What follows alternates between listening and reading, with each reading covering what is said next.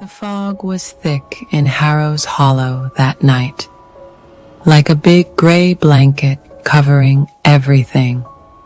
It was October the 17th, and the little town sat quietly next to some spooky woods called Blackthorn Woods.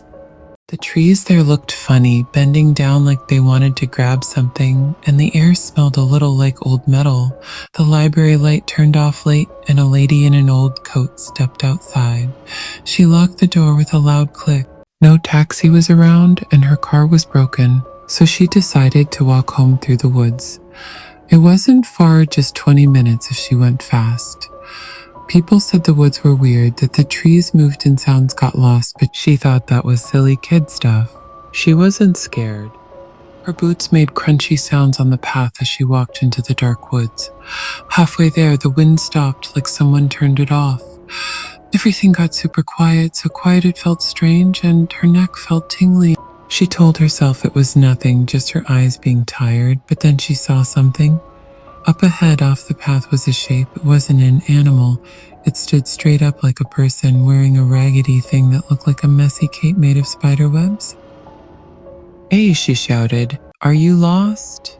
It didn't move or say anything, just stood there blurry in the dark.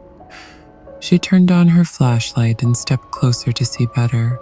One step, two steps, and poof, it was gone. Not walking away, just gone like it melted. Her tummy felt funny, but she said it was just a trick of the shadows and kept walking, going faster now. The woods felt bigger, like they were stretching out. Then the ground moved a little. Not a big shake, but a tiny tilt, like the woods were watching her. She tripped and grabbed a tree to stand up. Her hand felt wet. She shined her light. It was red, sticky stuff dripping down the tree. Blood. It was coming out of the wood with no cuts or animals around, just blood making a puddle by the roots. Her heart went thump thump, and she started running, the path getting skinny as the trees pushed closer, scratching at her coat. Far away in town, a guy was sitting on his couch, watching a spooky movie. His hands were dirty from fixing cars all day. His phone buzzed with a message.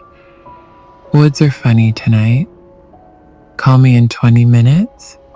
He laughed and wrote back, "Don't let a monster get you," then put the phone down. He thought she was just being silly. She liked making things sound big. But when 20 minutes went by and she didn't answer his call, he got worried. Something felt off. He grabbed his keys and his little dog, a scruffy one with only one ear, barked and followed him out the door to find her. Back in the woods, the lady's flashlight started blinking, off on, off, then got dim. The path she always took wasn't the same anymore. It twisted and turned in new ways. Then she heard a noise, crackly like a broken radio, coming from all around. She moved her light fast, seeing shadows that didn't look right, things moving quick out of the corner of her eye. Up ahead, she stopped. A house. A real house with 2 floors and a pointy top, its windows glowing soft yellow. She knew these woods like her own backyard, and no house belonged here. She wanted to run away, but her feet took her closer instead. The porch squeaked and the door was open a little, letting out a yucky sweet smell like bad fruit. "Anybody home?" she asked, walking in. The crackly sound got loud and bam, the door shut tight behind her. She turned fast and pulled on the door, but it wouldn't open. The room was empty. Just wooden floors, old walls with peeling paper, and one chair in the middle. On the chair was a doll, not a nice one, but a creepy one made of rough cloth with black button eyes and a red line for a mouth. It wasn't there when she came in.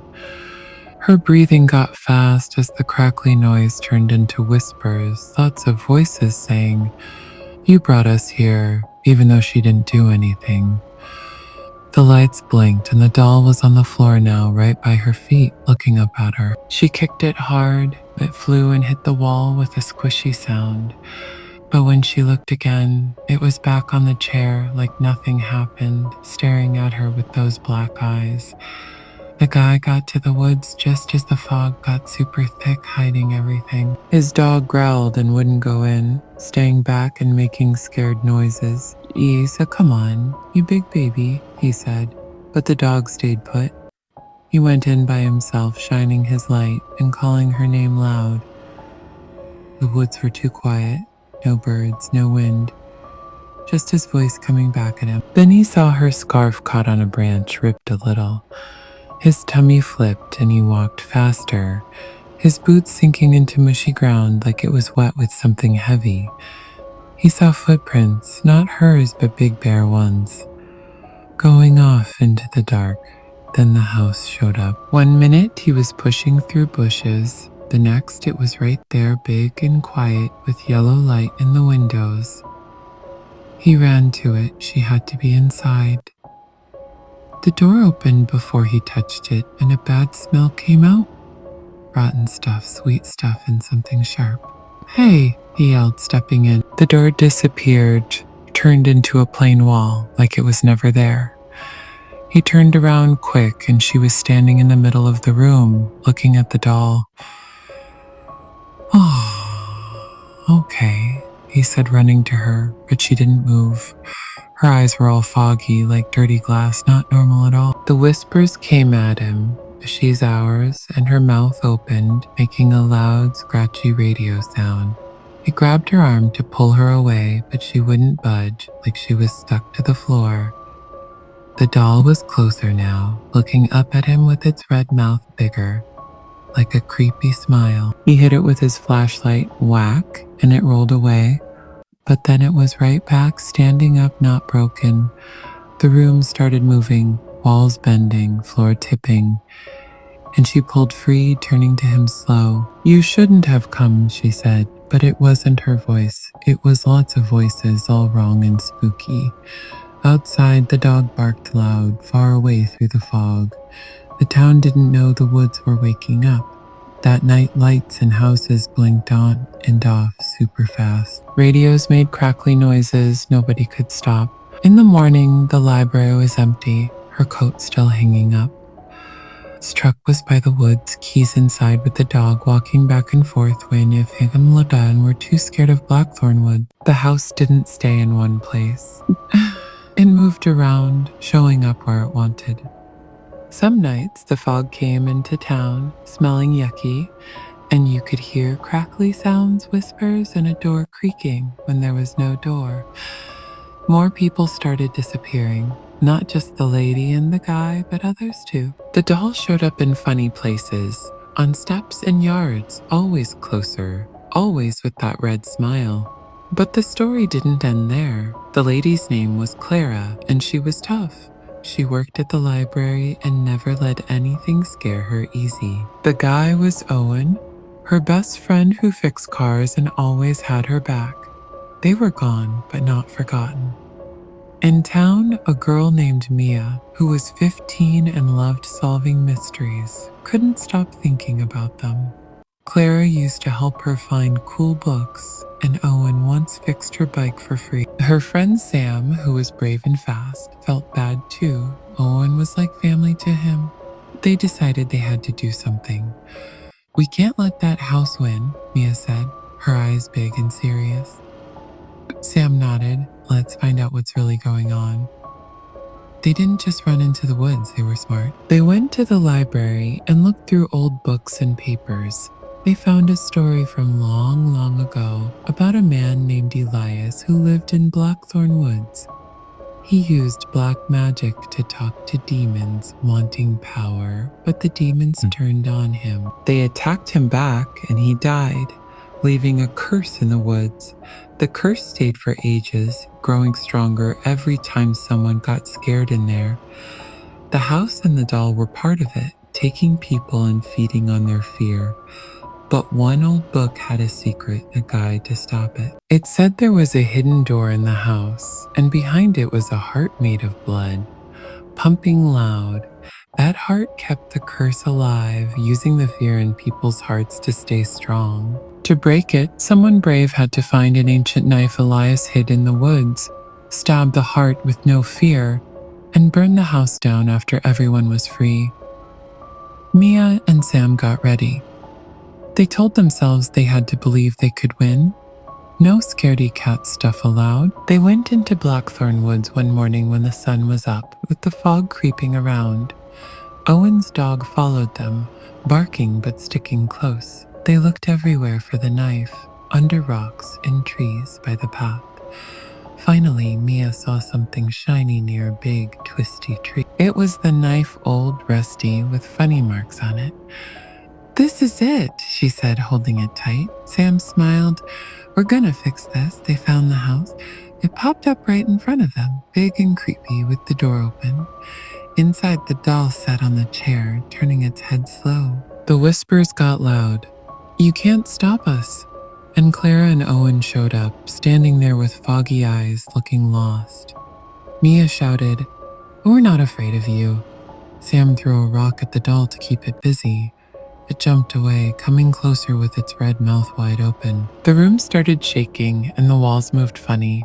Mia and Sam looked for the secret door. It wasn't easy. The doll kept coming and the whispers tried to scare them, saying, "You'll stay forever." But Mia remembered the book and stayed strong. She saw a crack in the wall and pushed it. It opened. Behind it was a big red heart pumping fast, dripping blood all over. It smelled awful, and the air got heavy like it wanted them to run away. Clara's foggy eyes blinked. She was fighting inside. "The heart, stop it," she said, her voice shaky but real. Owen moved too slow, like he was waking up. "Help us," he mumbled. The doll ran at Mia, but Sam grabbed it, holding it down with all his strength. "Do it now," he yelled. Mia took the ancient knife, her hands shaking a little, but she told herself, "I'm not scared, I'm not scared." She stabbed the heart, hard. Blood splashed out, and the heart made a loud scream. Not a person's scream, but something bad and old. The whispers turned into a big yell, and the doll went crazy, twisting in Sam's hands. Clara and Owen fell down, breathing fast, their eyes clearing up. The other people who got taken started showing up too, coming out of the walls like they were stuck there. Mia pulled the knife out and the heart stopped pumping. We gotta burn it," Owen said, his voice strong again. He found matches in his pocket. He always carried them for fixing cars. Sam let go of the doll. It was weak now, and Mia lit the matches, throwing them on the floor. The fire started small, then got big, eating the wood fast. They all ran outside, Clara, Owen, Mia, Sam, and the others. The house shook and screamed like it was alive and mad. The fire got huge and the doll burned up, its red mouth melting away. The whole house fell down, boom, into a pile of ashes and smoke. The fog went away and the woods got quiet. The trees didn't look so mean anymore, and the air smelled clean.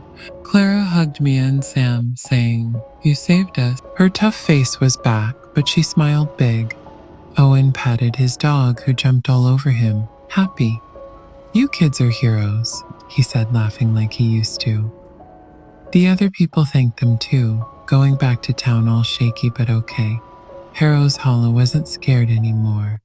The curse was gone, Elias's black magic, and the demons couldn't hurt anyone now. The woods were just woods again, and the creepy stuff stopped. Nobody knew everything about Elias, but Mia said, "He's gone for good, and that's what counts." The town had a big party with food and music, and Clara and Owen helped make it fun. If you hear a funny noise on your radio now, it's just a regular sound, not spooky.